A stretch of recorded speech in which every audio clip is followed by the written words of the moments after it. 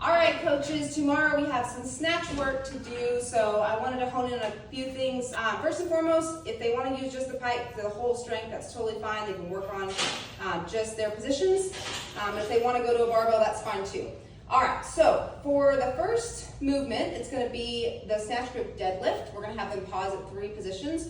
We're going to call this position 1, 2, and 3, and then we're going to put a slight pause in it during the strength work. So position 1, knees are slightly bent, chest is up, shoulders are right on top of the bar. This is our jumping position, and then we're going to move into position 2. Hips go back, shoulders come in front of the bar, my shins are vertical, my hamstrings are tight. This is position 2.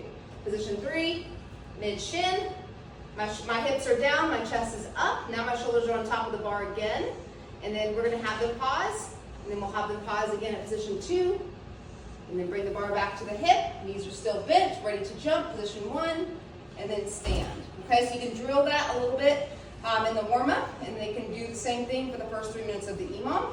Biggest flaws with this one, guys, is losing tension through the back. So we'll see a lot of people kind of fall out like this, and then the bar gets away from them and just becomes a big mess. So we're going to remind them for this deadlift to keep their shoulders back and down, keep their back tight. You can like kind of pull that bar towards their body, and we're going to keep their knuckles facing down the whole time. Okay, so that will help keep that back engaged. You can even tell them to kind of like break the bar. That can sometimes help as well. We want to keep the bar pressed against the body. Just kind of trace that body.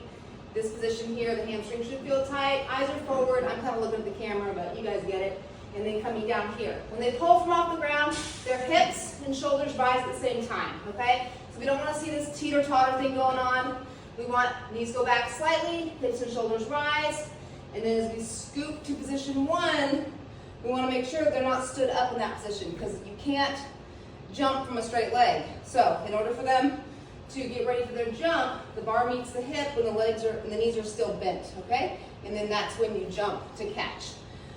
All right, so once we get through the deadlift, we're going to move on into the high hang snatch and then the overhead squat, and we'll do that next.